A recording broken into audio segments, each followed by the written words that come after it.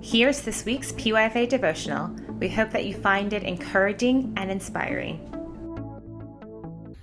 Hey everyone, my name is Joel Joy, and I am from Sharon Fellowship Church of Albany, shepherded by Pastor Santos Tarian.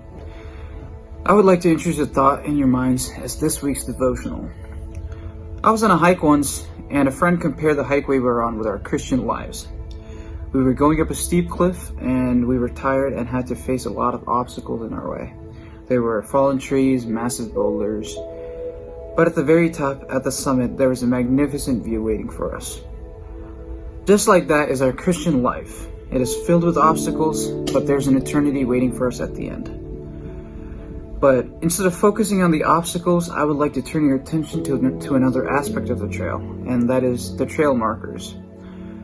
Markers are what keep you on the trail and help you reach the summit. If one does not follow the markers, there's a good chance that you will end up in a ditch or a pit full of rattlesnakes or something like that. Just like that, in our Christian life, the Word of God is our trail marker. It keeps us on the right path in our Christian lives and helps us reach eternity. In our modern day, there are many examples of Christian leaders who are abandoning the faith because they were not firmly rooted in the Word or acting according to what the Word says. It says in James 1 verse 22, "Do not merely listen to the Word of God and so deceive yourselves, do what it says." As James says in this verse, we have to listen to the Word of God and follow it. Hearing the Word of God is different from just listening to the Word of God, and then you have to follow it as well. We should not just be mere listeners to the Word of God, but we should follow it as well. We should be obedient to the Word of God, as Paul says in Philippians 2 verse 14 through 16. Do everything without grumbling or arguing, that you may become blameless and pure, children of God, without a fault in a warped and crooked generation. Then you will shine among them like stars in the sky, as you hold firmly to the Word of God. We live in a world, but we are not a part of this world, right?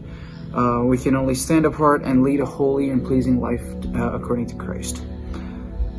Because as it says in John 1 verse 1, in the beginning was the Word, and the Word was with God, and the Word was God. When we follow the Word, we follow God, and vice versa. There's no separating this Godhood, and we can find another example in John 1 verse 14, where it says, "The Word became flesh and made his dwelling among us, and we have seen his glory, and the glory of the one and only Son, who came from the Father, full of glory and truth."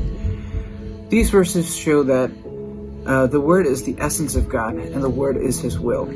His will for our lives will only be manifested if we are obedient and follow His Word. May God bless you all with these verses.